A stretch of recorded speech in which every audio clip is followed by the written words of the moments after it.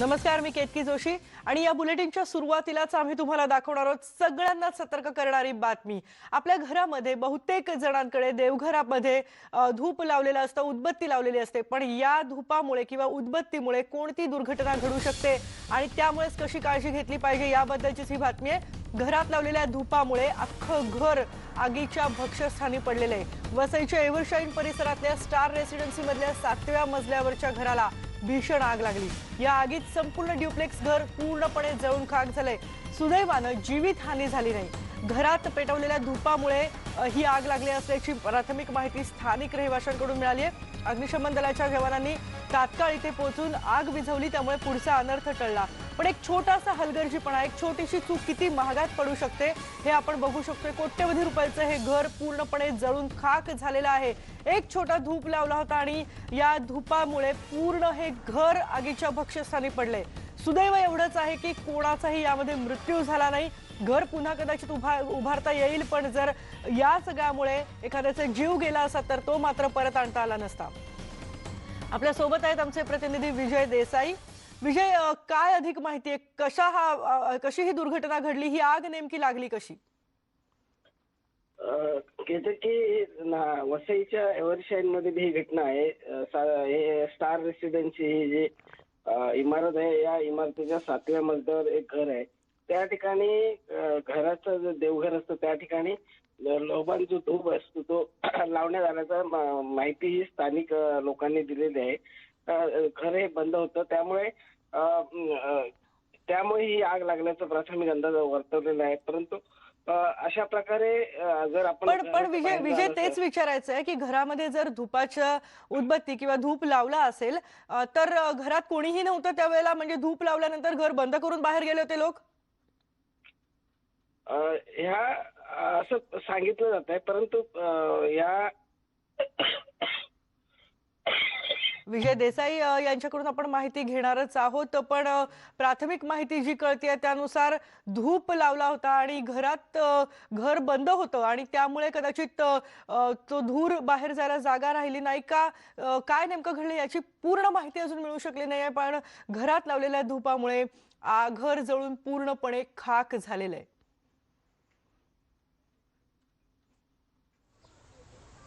आपण ही दृश्य बघतोय।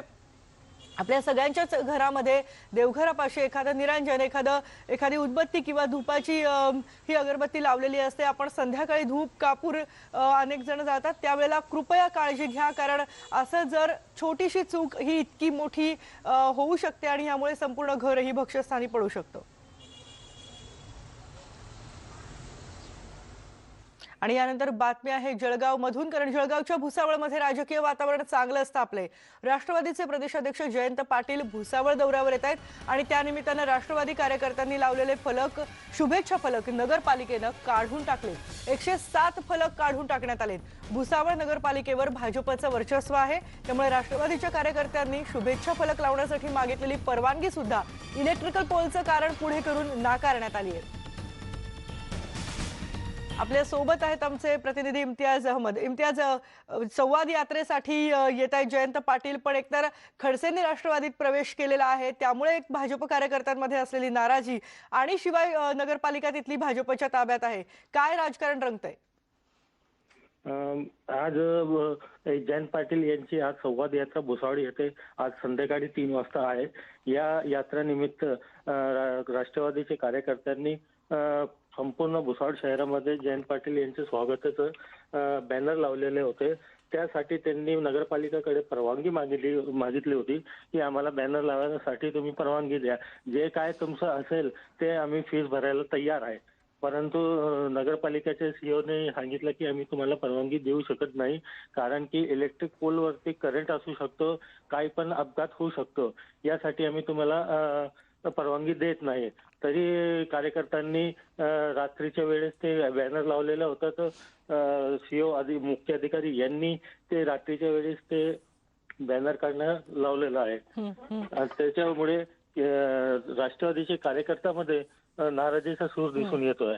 एकीकडे एकनाथराव खडसे हे राष्ट्रवादीमध्ये भाजपमध्ये होते, आणि भाजपाची जी सत्ता भुसावळ नगरपालिकामध्ये होती त्याच्या सूत्र एकनाथराव खडसे यांच्या हाती होतं. परंतु आता ते राष्ट्रवादीमध्ये गेल्यानंतर काही भाजप कार्यकर्ता व असं राष्ट्रवादी कार्यकर्त्यामध्ये नाराजी दिसून येत आहे अगदी एकमेकांवरती. आणि आणि आणि साहजिकच त्याचं पर्यावसान हे फलक काढण्यात झालेलं आहे. आपल्याला माहिती आहे धुळ्यात आले होते जयंत पाटील आणि त्यांच्या समोरच तिथले कार्यकर्ते एकमेकांना भिडलेले होते. आता भुसावळमध्ये काय नेमकं होतंय ते बघणं खूप महत्वाचं आहे. धन्यवाद इम्तियाज या सगळ्या माहितीबद्दल. तर जळगाव दौऱ्यावरच्या जयंत पाटील यांनी पाडळसरे प्रकल्पाचा पाहणी दौरा केला. यावेळी उपस्थित असलेल्या एकनाथ खडसे यांनी जलसंपदा मंत्री गिरीश महाजन यांच्यावर सडकून टीका केली आहे. जलसंपदा मंत्री असूनही महाजनांनी जळगाव मधल्या सिंचन प्रकल्पांकडे दुर्लक्ष केल्याचा आरोप खडसेंनी यावेळी केलाय. 1999ला माननीय स्वर्गीय गोपीनाथजी मुंडे यांनी या धरणाचं भूमिपूजन करून कामाला सुरुवात केली होती. कामच प्रत्यक्ष काम सुरुवात झालं होतं त्या कालखंडामध्ये आणि आता जवळपास त्यावेळेला 21 वर्षाचा कालावधी झाला. हे धरण अजून अपूर्ण दिसत आहे. दिवसेंदिवस किमती वाढत आहे. तो मधल्या कालखंडामध्ये धरण पूर्ण व्हावा म्हणून लोकप्रतिनिधी खूप प्रयत्न केले, पण तांत्रिक अडचणी आल्या. काही नवीन डिझाईन त्याच्यामध्ये आलं. काही CWCचं त्याला वॉटर क्लिअरन्स नव्हतं. ते आदरणीय नितीन गडकरी साहेबांकडे बैठक घेऊन त्याला CWCचं क्लिअरन्स आपल्याला आता मिळालेलं आहे. केंद्र सरकारच्या PM-JSY योजनेमध्ये समाविष्ट व्हावं म्हणूनही प्रयत्न आहे. त्याला 50% काम झालेलं असलं पाहिजे ही अट आहे. म्हणून 50% पर्यंत राज्य सरकारनं ते करावं असा आपला प्रयत्न आहे. आणि वेगवेगळ्या कारणासाठी हे धरण लांबत आलंय. दुर्दैव आपलं असं आहे की मागच्या 5 वर्षाच्या कालखंडामध्ये आपल्या जिल्ह्याचे जलसंपदा मंत्री असतानाही याच्याकडे दुर्लक्ष झालं आणि त्यामुळे जिल्ह्यामधले जे प्रकल्प आहेत ते एकदम संथ गतीने सुरू राहिले. नाही तर आतापर्यंत बऱ्यापैकी प्रकल्प पूर्ण व्हायला पाहिजे होते. मला आठवतं की मी 2 वर्षाच्या कालावधीमध्ये ज्यावेळेस पाटबंधारे मंत्री होतो तर मी अनेक धरणांच्या कामांना सुरुवात झाली आणि जलपूजनही मीच केलं, भूमिपूजन मी केलं, जलपूजनही मी केलं. असे कितीतरी प्रकल्प जळगाव जिल्ह्यातले मला सांगता येतील. आणि असाच वेग जर दिला असता कदाचित तर या धरणाची ही स्थिती राहिली नसती. पुढची बातमी बघूयात. भाजपचे खासदार उदयनराजे भोसले यांनी राष्ट्रवादीचे अध्यक्ष शरद पवार यांची भेट घेतली. दिल्लीतल्या निवासस्थानी या दोन्ही नेत्यांची भेट झाली. मराठा आरक्षणाच्या मुद्द्यावर शरद पवार यांची भेट घेतल्याचं उदयनराजे यांनी सांगितले. मराठा आरक्षणासंदर्भात सरकार गंभीर नाही, वकिलांनी कोर्टात योग्य बाजू मांडली नाही असा आरोप त्यांनी केलाय. वडिलकीच्या नात्यानं पवारांनी यात लक्ष घालावं, अन्यथा राज्यात मोठा उद्रेक होईल अशी भीती आपण बोलून दाखवल्याचं उदयनराजेंनी म्हटलंय.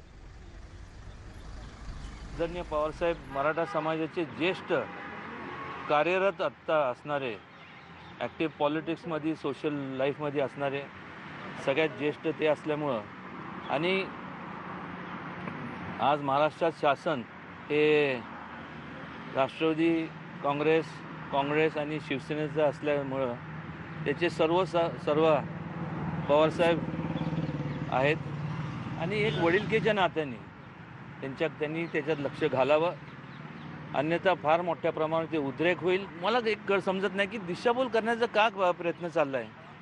तुम्हाला करायचं नसेल तर नाही म्हणून सांगा एकदा आणि श्वेतपत्रिका जाहीर करा ना. गायकवाड आयोगात त्यांनी जेवढं डिटेल त्यांनी अभ्यास केला आहे त्यात त्यांनी सांगितलं की सोशली आणि इकॉनॉमिकली एज्युकेशनली मराठा समाज किती बॅकवर्ड आहे आणि तुम्ही प्रत्येक हे जर तुम्ही त्याच्याकडे दुर्लक्ष करणार असाल आणि ते कुठे गृहीत धरणार नसाल मग अर्थ तरी कशाला आहे. आणि यानंतरची बातमी आहे शिवजयंतीवरून उसळलेल्या वादाची. 19 फेब्रुवारीला राज्यभरात शिवजयंती साजरी केली जाणार आहे. छत्रपती शिवाजी महाराजांची जयंती यंदा साधेपणानं साजरी करावी असं आवाहन राज्य सरकारकडून करण्यात आलंय आणि यासंबंधीची नियमावली सुद्धा राज्य सरकारकडून प्रसिद्ध करण्यात आली आहे. पण आता यावरूनच राजकारण सुरू झालंय. राज्य सरकारची नियमावली म्हणजे तुघलकी फरमान आहे. राजकीय नेत्यांच्या सभा होतात, तिथे लोक जमतात, ते चालतं, पण शिवजयंतीवर मात्र निर्बंध अशी टीका भाजपनं केली आहे. जगातल्या 7व्या आश्चर्यानंतर आता हे 8वं आश्चर्य आहे की मंत्री मोर्चे काढतात, इथं नेत्यांच्या सभा होतात, हजारो लोक एकत्र येतात, जालन्यामध्ये मंत्री मोर्चासाठी जातात, पक्षाचे कार्यक्रम होतात आणि छत्रपती शिवाजी महाराजांच्या जयंतीच्या दिवशी छत्रपती शिवाजी महाराजांचा जयघोष करायचा नाही, काय हरकत नाही. हा छत्रपती शिवाजी महाराजांचा महाराष्ट्र आहे. इथं अशी दडपशाही चालत नाही. तुम्हाला एल्गार परिषदेला परवानगी देता येते. राष्ट्रवादीची रॅली निघते, हजारो लोक रस्त्यावर येतात, त्याला तुम्ही परवानगी देता. रेल्वेमध्ये बसमध्ये गर्दी आहे, ती तुम्हाला चालते. शेतकऱ्यांच्या मोर्चाला आझाद मैदानात तुम्ही परवानगी देता, पण शिवजयंतीला परवानगी नाही. हे कुठले तुमचे तुगलकी निर्णय आहेत? महाराष्ट्राच्या या शिवरायांच्या भूमीत आम्ही शिवजयंती थाटामाटात उत्साहात जल्लोषात साजरी करू. तुम्हाला अशा प्रकारचं फरमान काढता येणार नाही, ते तुम्हाला माघारी घ्यावंच लागेल. शिवाजी महाराज आमच्या हृदयात आहेत, त्याच्यामुळे जयंती तर साजरी करणारच आहोत सगळेजण. पण त्याला जी काही आता आमचाही कार्यक्रम जे होणार आहे त्याच्यातली जी काही नियमावली ठरलेली आहे त्या नियमाप्रमाणेच होणार आहे. सोशल डिस्टन्स वगैरे या सगळ्या गोष्टी. त्याच्यामुळे छत्रपती शिवाजी महाराज हे आमचं हृदयस्थान आहे आणि त्यांची जयंती त्याच उत्साहाने साजरी केली जाणार आहे. पण त्याच्यातले आदरणीय देशाचे प्रधानमंत्र्यांनी 144 धारेच्या अंतर्गत जे काही नियम ठरवून दिलेले आहेत त्याही नियमाचं पालन आम्हाला करावं लागेल ना. नाही ऐकलं त्यांचं तर काय करतात ते तुम्हाला माहितीच आहे. आणि शिवजयंतीसाठीची ही नियमावली काय आहे त्यावर एकदा नजर टाकूयात. यंदा शिवजयंती साधेपणानं साजरी करा. यंदा गड किल्ल्यांवर जाऊन शिवजयंती साजरी करू नये. सार्वजनिक ठिकाणी सांस्कृतिक कार्यक्रमांचं आयोजन नको. यावर्षी प्रभात फेरी, बाईक रॅली आणि मिरवणुकांवरही बंदी आहे. छत्रपती शिवाजी महाराजांच्या पुतळ्याला किंवा स्मारकाला पुष्पहार अर्पण करताना सोशल डिस्टन्सिंगचं पालन करावं. फक्त 10 जणांच्या उपस्थितीतच शिवजयंती साजरी करावी. मात्र आरोग्यविषयक उपक्रम राबवण्याची परवानगी आहे.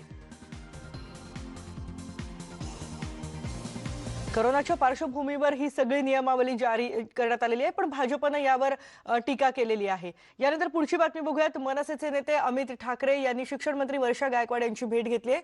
शिक्षक अनुदानाविषयी त्यांनी चर्चा केली. राज्य सरकार याबाबत GR काढणार आहे असं सुद्धा अमित ठाकरेंनी सांगितलंय. विषय संपेपर्यंत मनसे शिक्षकांच्या पाठीशी असल्याचंही ते म्हणाले. तसंच शिक्षकांशी चर्चा करून पुढची भूमिका ठरवू असंही त्यांनी सांगितलं. काही शिक्षक इकडे आत्मदहन करण्याचा विचार करत होते. त्या सरकारसाठी ज्या महाराष्ट्राचं भविष्य घडवणारे विद्यार्थी, त्यांचं भविष्य तुमच्या हातात आहे, म्हणजे महाराष्ट्राचं भविष्य तुमच्या हातात आहे असं बोलायला हरकत नाही. तुम्ही आत्महत्या करणार, आम्ही आहोत ना तुमच्या पाठीशी.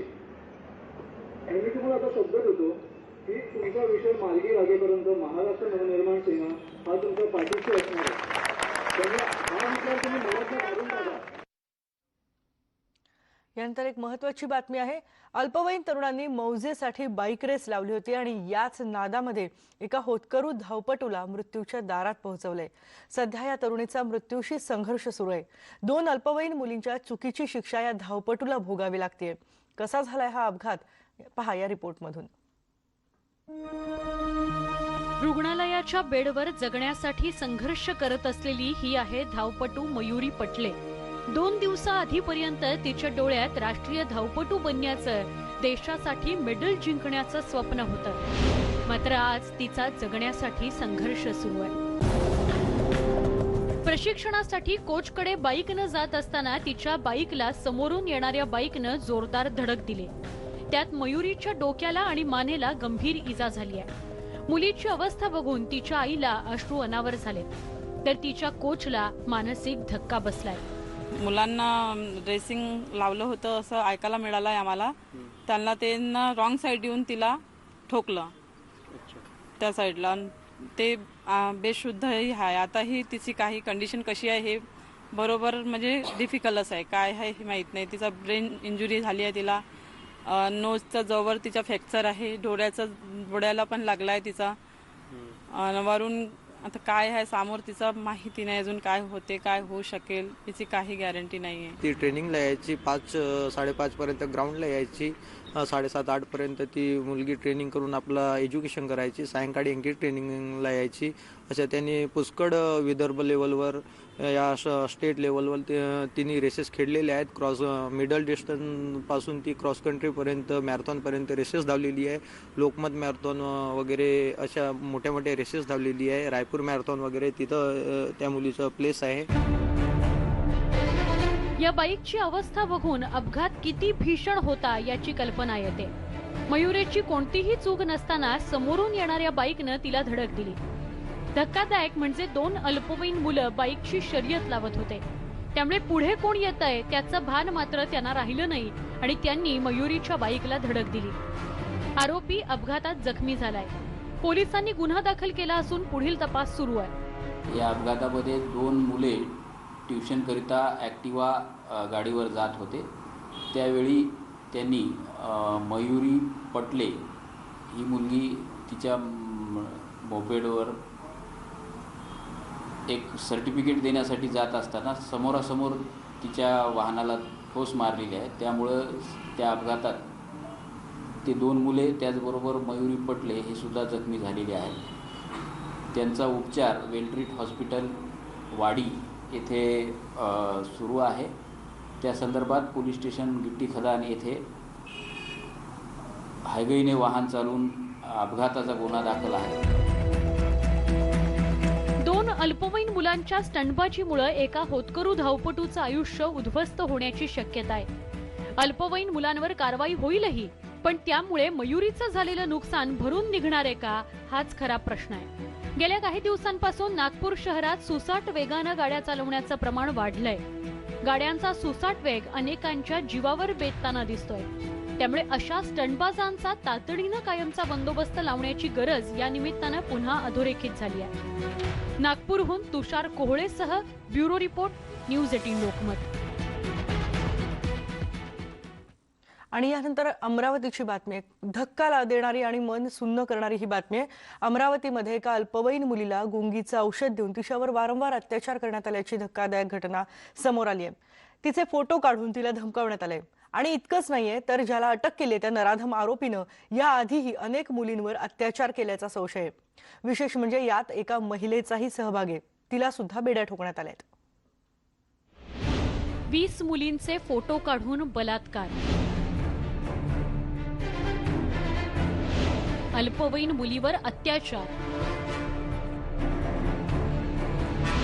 शीतपेयात गुंगीचं औषध देऊन जबरदस्ती. फोटोत दिसत असलेला हा नराधम आहे सूरज रामटेके. यानं एका अल्पवयीन मुलीवर अत्याचार केलाय. आधी शीतपेयात गुंगीचं औषध देऊन मुलीचे अश्लील फोटो आणि व्हिडिओ काढले. त्यानंतर मुलीला धमकी देत वारंवार तिच्यावर अत्याचार केले. अमरावतीतील नवसारी परिसरातली ही धक्कादायक घटना आहे. अखेर अत्याचार सहन न झाल्यानं पीडित मुलीनं नराधमाविरोधात पोलिसात तक्रार केली. पोलिसांनी तातडीनं पावलं उचलत सूरजला अटक करून त्याच्या विरोधात पॉक्सो अंतर्गत गुन्हा दाखल केलाय. शासनाने माझी इतकीच मदत करावी की मला याच्यातून न्याय मिळवून द्यावा. मी चुकीत नाही आहे, मला चुकीच्या याच्यावर नाही हे करावं. आणि माझ्यासारख्या जर काही मुली असेल तर त्यांनी पण याच्यात पुढाकार घ्यावा. तुमच्यासोबत जर असं काही झालं असेल तर आज आपण पुढावा घेऊ तर उद्या चालून कोणत्या दुसऱ्या मुलीला त्याने असं परत करावं नाही आणि कोणता दुसरा गुन्हा दाखल व्हावा नाही पोलीस स्टेशनला. ही माझी तुमच्याकडनं सर्वांकडनं विनंती आहे.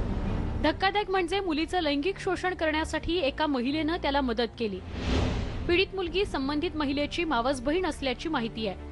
मुलीला महिलेनं मोबाईल फोन करून घरी बोलावलं. घराची स्वच्छता करण्यासाठी तिला सांगितलं. त्यानंतर नराधम सूरजला घरी बोलावलं. मुलीला गुंगीचं औषध देऊन तिच्यावर अत्याचार करण्यात आले. नराधमाच्या मोबाईलमध्ये पीडितेचे फोटो सापडलेत. फोटो आणि व्हिडिओ पॉर्न साईटला तर विकले जात नव्हते ना, याचा तपास आता पोलीस करतायत. पीडितेचे दोघांनी कपडे काढून त्याचे फोटो काढून घेतले आणि मग ते फोटो दाखवून तिला ब्लॅकमेल करून तिच्यावर या आरोपीचा मित्र सूरज मधुकर रामटेके याने जबरीने संबंध केले.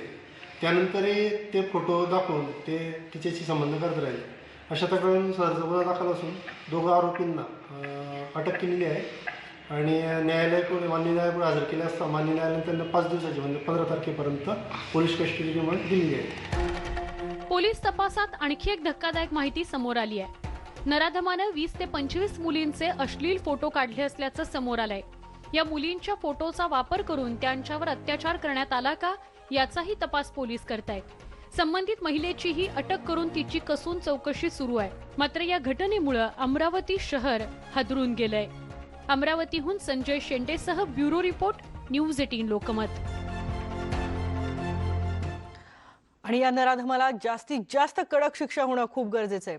पुढची बातमी बघूयात. महाराष्ट्र छत्तीसगड सीमेवर सक्रिय असलेल्या लाखो रुपयांचं बक्षीस असलेल्या 2 जहाल माओवाद्यांना पोलिसांनी अटक केली आहे. या माओवाद्यांवर गडचिरोली जिल्ह्यात गंभीर प्रकारचे गुन्हे दाखल आहेत. गडचिरोली पोलिसांच्या माओवाद विरोधी अभियानाचे C60 कमांडो हे दामरजा पोलीस ठाण्याच्या हद्दीमध्ये कुर्तागाठ जंगल परिसरात अभियान राबवत होते. या अभियानादरम्यान या 2 माओवाद्यांना अटक करण्यात आली. मंगलू कुडियामी आणि मदनय्या उर्फ सूर्या सोनया तलांडी अशी अटक झालेल्या माओवाद्यांची नावं आहेत. तलांडी हा 2005 पासून माओवादी कारवायांमध्ये सहभागी होता. सध्या तो कंपनी दलममध्ये सेक्शन कमांडर पदावर होता. 2019च्या कुर्ताघाट चकमकीमध्ये ही मदनय्याचाही त्या चकमकीमध्ये सुद्धा मदनय्याचा सक्रिय सहभाग होता. त्याच्यावर छत्तीसगडमध्ये अनेक गंभीर गुन्हे दाखल आहेत. आंतरराष्ट्रीय बातमी आहे. अमेरिकेच्या टेक्सास राज्यामध्ये काल एक भीषण अपघात झालाय. या अपघातामध्ये 6 जणांचा मृत्यू झालाय तर 30 ते 35 जण जखमी झालेत. एका मोठ्या ट्रेलरनं अनेक गाड्यांना धडक दिली. या गाड्या आपल्या शेजारच्या गाड्यांना धडकल्या आणि यामुळे जवळपास 75 ते 100 गाड्यांचं मोठं नुकसान झालं. बर्फवृष्टी आणि पावसामुळे दृश्यमानता कमी झाली होती आणि पहाटेच्या धुक्यानं त्यामध्ये भर पडली. ही दृश्य आपण बघतोय. अमेरिकेतल्या टेक्सास मधली ही दृश्य आहेत आणि एका मागोमाग एक अशा या सगळ्या गाड्या धडकल्या. 75 ते 100 गाड्या यामध्ये त्यांचं नुकसान झालेलं आहे. आपल्याला माहिती आहे अमेरिकेमध्ये बर्फ पडत होता, बर्फवृष्टी होती आणि हवामान सुद्धा ढगाळ होतं. दृश्यमानता त्यामुळे कमी झाली होती.